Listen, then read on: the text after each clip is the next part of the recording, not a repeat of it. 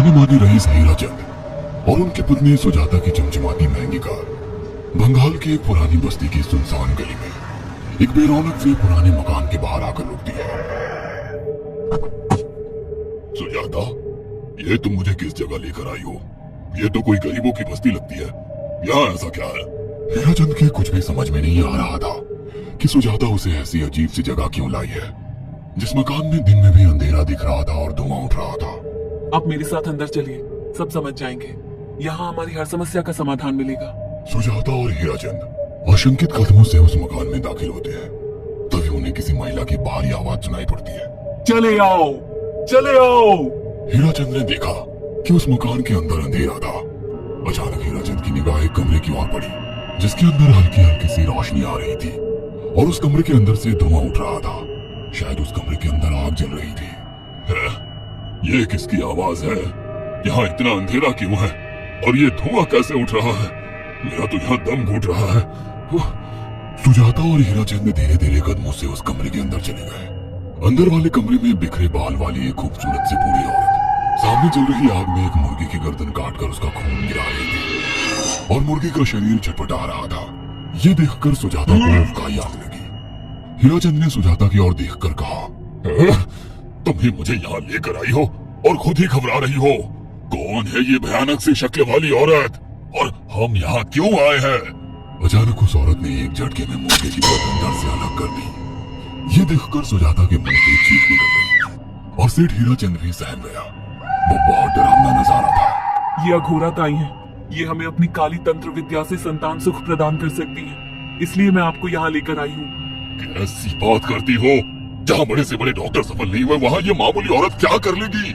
हीरा चंद की बात सुनकर अघोरी ताई ने गुस्से से हीरा चंद की ओर देखकर कहा, नादान हीरा चंद, काली विद्या में इतनी शक्ति है कि मरे को भी जिंदा कर दे।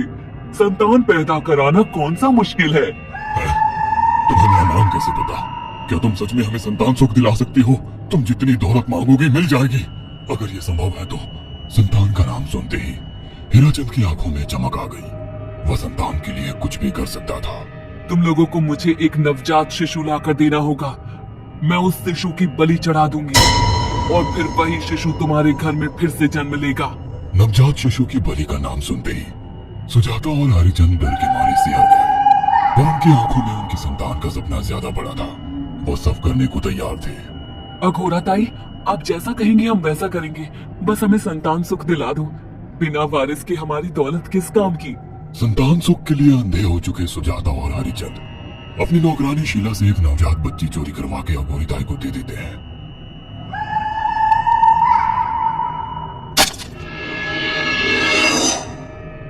उस शिशु की बलि से सुजाता गर्भवती हो जाती है। देखा आपने अघोरा की तंत्र शक्ति।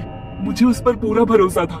चलो चलकर उन्हें धन्यवाद कहते हैं। हीराचंद और सुजाता अघोरा ताई के पास पहुंचते हैं।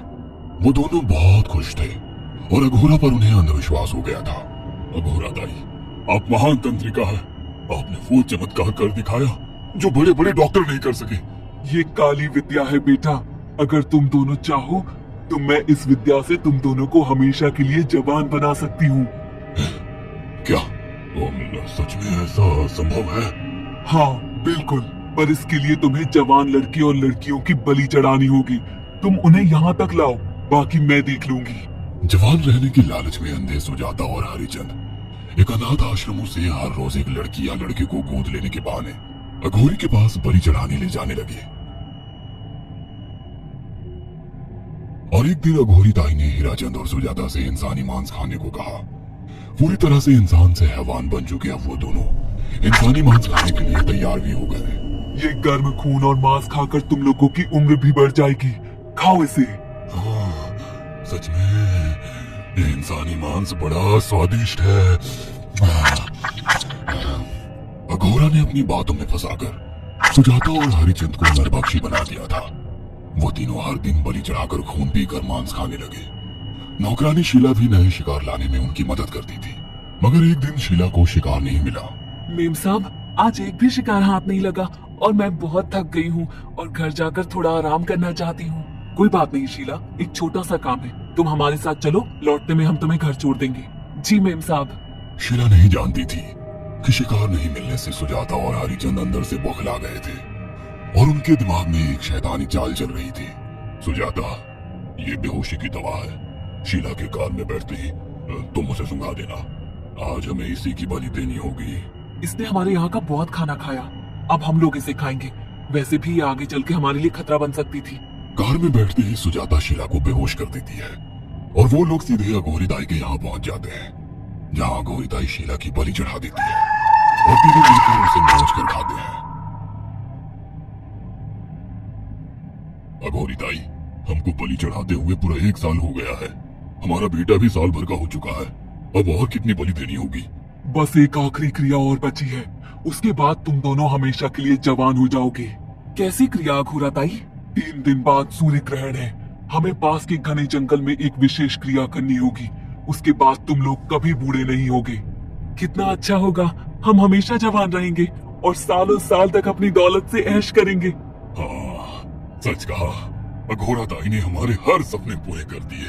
3 दिन बाद बंगाल के बियाबान जंगल में कोहरे और ओस से भीगे पेड़ों के बीच एक घने बरगद की बेलों पर कटे इंसानी सिर लटक रहे थे, जिसमें से खून टपक रहा था। काले जादू का सामान भी रखा था। कितनी भयानक जगह है ये, हर तरफ कटे हुए सर लटक रहे हैं। थोड़ी देर में सब समझ जाओगे। बैठ जाओ और मेरे साथ ये मंत्र दोहराओ। ओ, अघोरा, ये किन लोगों की कटी हुई गर्दनें हैं? आप यहाँ क्या करने वाली हो? हीराचंद की बात सुनकर अघोरा जोर जोर से हंसने लगी और उसने एक शैतानी हंसी हंसते हुए हीराचंद की ओर देखकर कहा, तुम जैसे ही लोगों ने अपनी इच्छाओं को पूरा करने के लिए इन लोगों की बलि चढ़वाई है और फायदा उठाया है। अब तुम दोनों आंखें बंद करके यहाँ बैठ जाओ और मेरे साथ मंत्रों को दोहराते जाओ। अघोरा ने सुजाता और हरिचंद को वशीकरण मंत्र और काले जादू के इस्तेमाल से सम्मोहित कर दिया और देखते ही देखते वो भयानक डायन में बदल गई और चीखती हुई बोली, अब मैं तुम दोनों की बलि चढ़ाकर अमर हो जाऊंगी, क्योंकि तुम लोगों ने 100 लोगों की बलि का खून पिया है। देखते ही देखते उस डायन ने फरसे से एक एक करके सुजाता और हरिचंद की गर्दन काटकर जल रही आग में बलि चढ़ा दी और उनका गर्म खून पीने लगी। जब तक तुम जैसे मूर्ख और लालची लोग अपने फायदे के लिए दूसरों को मेरे पास लाते रहेंगे, मैं उनका फायदा उठाकर ऐसे ही उनकी बलि चढ़ाती रहूंगी। दरअसल अघोरा एक डायन थी और अपना स्वार्थ पूरा करने के लिए उसने हीराचंद और सुजाता की लालच का फायदा उठाकर उनकी भी बलि चढ़ा दी। बुरे काम का बुरा ही नतीजा मिलता है। अगर आपको हमारी ये कहानी पसंद आई हो तो इसे लाइक और शेयर करना ना भूलें।